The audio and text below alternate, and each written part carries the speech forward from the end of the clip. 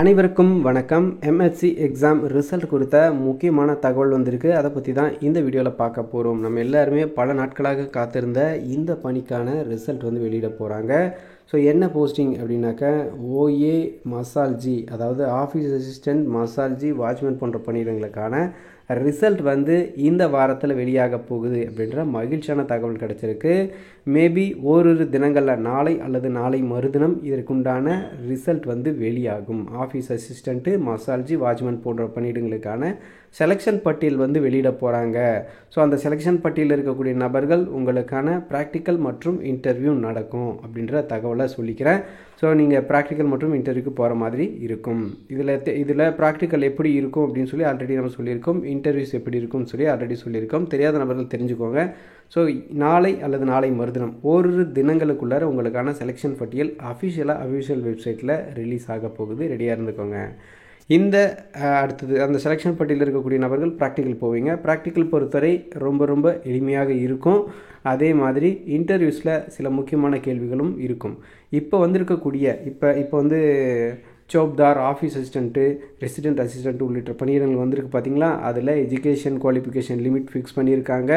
Interview இல்லாமல் practical மட்டும் வச்சு எடுக்கிற மாதிரியான போஸ்டிங்ஸ், இந்த மாதிரியான நிறைய விஷயங்கள் சேஞ்சஸ் பண்ணியிருக்காங்க. ஆனால் நீங்கள் எதிர்பார்க்குற இந்த பழைய அறிவிப்பு, இந்த ரிசல்ட்டை பொறுத்தவரை பார்த்தீங்க அப்படின்னாக்கா இந்த புதுசாக வரக்கூடிய எக்ஸாமில் நிறைய மாறுதல்கள் பண்ணிட்டாங்க. ஆனால் நீங்கள் இதில் நோட்டிஃபிகேஷன், பழைய எக்ஸாமில் நோட்டிஃபிகேஷன் படி எழுதியாச்சு, ரிசல்ட்டுக்காக வெயிட் பண்ணிகிட்ருக்கீங்க. மார்க்கும் பார்த்தாச்சு, உங்களுடைய சர்டிஃபிகேட்ஸும் அப்லோட் பண்ணிட்டீங்க. அப்லோட் பண்ண சொல்லியிருந்தாங்க, அதுவும் பண்ணிட்டீங்க. இந்த நிலையில் எந்த சேஞ்சஸும் பண்ண மாட்டாங்க.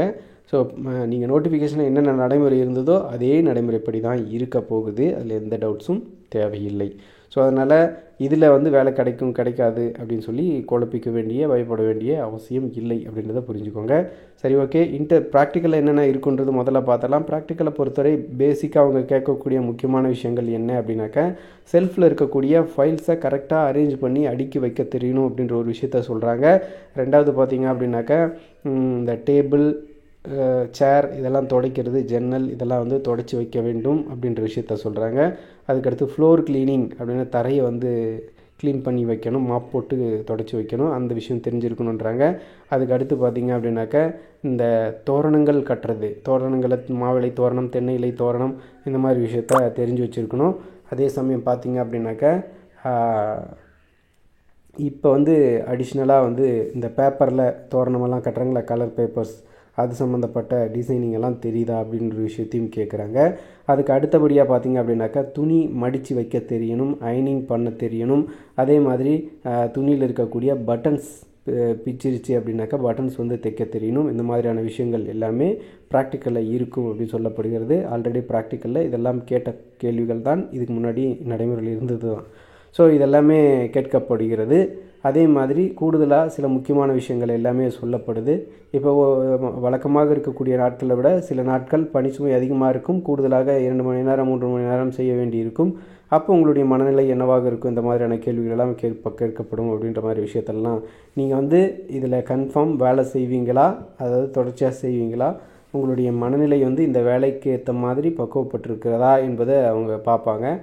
குறிப்பாக இந்த டிகிரி முடிச்சிருக்கக்கூடிய நபர்களுக்கு இந்த மாதிரியான கேள்விகள் கொஞ்சம் அதிகமாக கேட்கப்பட வாய்ப்பு இருக்குது அப்படின்ற தகவலும் சொல்லியிருக்காங்க.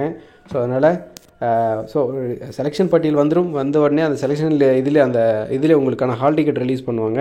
ஸோ அந்த ஹால் டிக்கெட் படி தான் நீங்கள் எங்கே போகணும், எந்த டேட்டில், எந்த இடத்துல அப்படின்ற முழு விவரங்களும் இருக்கும்.